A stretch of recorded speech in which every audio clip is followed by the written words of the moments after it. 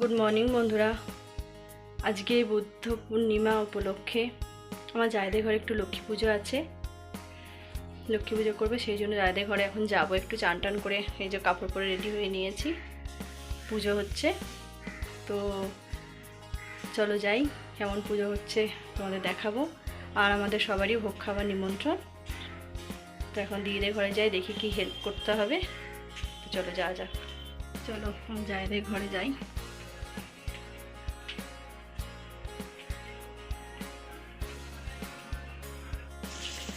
এই যে আমার যা ঠাকুরের ভোগ রান্না করছে, আপাতত ভোগ মোটামুটি রেডি হয়ে গেছে।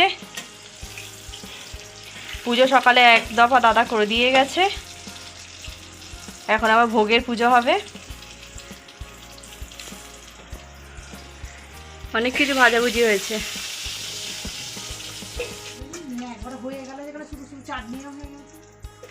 যেমন যা কাঠে কষ্ট করে আগুনের তাতে পুড়ে রৌদ্রের তাপ আসছে, এখানে বসে বসে কাঠে রান্না করছে। আর এই গরমেতে কাঠে রান্না করা ভীষণ কষ্ট। আর এবারে দিদি বাপের বাড়ি থেকে লোক আসবে, কোনো বাড়ি তারা আসে না, তা এবারে তাদের বলা হয়েছে তারা আসবে।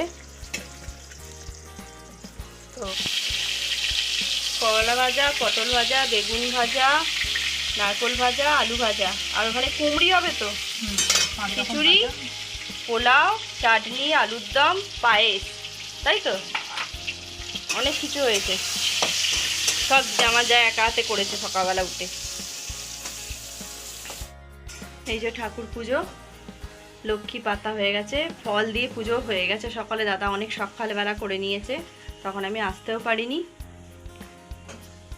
আর এখন এবার একটু ভোগটা দিদি করছে, ভোগটা দিয়ে পুজো করবে। তো দিদি বাপের থেকে লোক চলে এসেছে, বৌদি, কাকিমা, ভাইয়ের বউ, ভাইয়ের ছেলে। খালি ভাইয়ের বউকেই চিনি, বাদ বাকি কাউকেই চিনি না।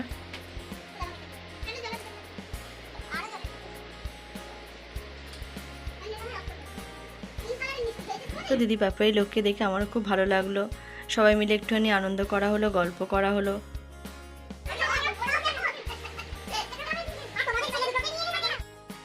আর এখানে দাদা ভোগ নিবেদন করতে চলে এসেছে।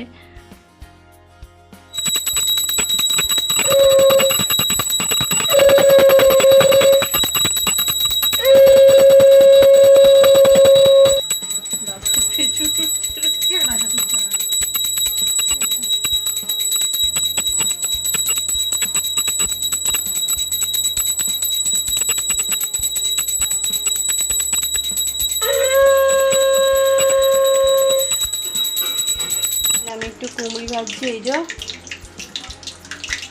গরম গরম কুমড়ি।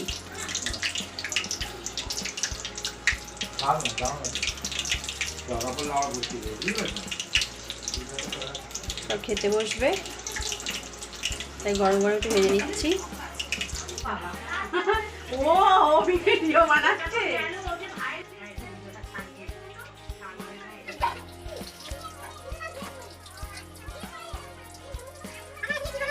কাপড়টা ছেড়ে নাও, গরমেতে।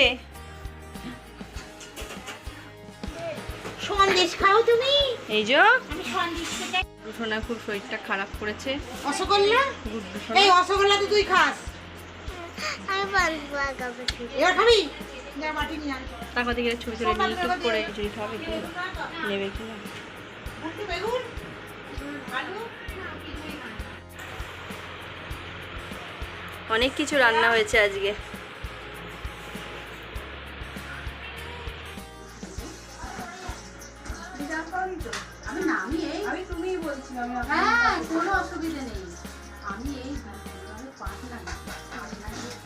আর এখানে আমার ছেলে কুমড়ি খাচ্ছে। হ্যাঁ, খুব শরীর খারাপ হয়েছিল অনেক দিন ধরে, শরীর খুব খারাপ। এবার সব খাবার পালা, সব দিদি খেতে দিচ্ছে একে একে, আর একসঙ্গে সব খেতে বসার মজাই আলাদা। তো এখানে কাদুই, কাকিমা, দাদা আর আমার ছেলে খেতে বসেছে, এরপর আমরা বসেছি। আর প্রত্যেকটা রান্না এত ভালো খেতে হয়েছে, দিদি এত কষ্ট করে রান্নাগুলো করেছে, খুব সুন্দর হয়েছে। আর সন্ধ্যেবেলা গেছিলাম রাধাবল্লভ মন্দিরে দর্শন করতে। তো বুদ্ধ পূর্ণিমা হিসেবে রাধাবল্লভকে খুব সুন্দর সাজানো হয়। তো ভিডিওটা ভালো লাগলে চ্যানেলটাকে সাবস্ক্রাইব করবে।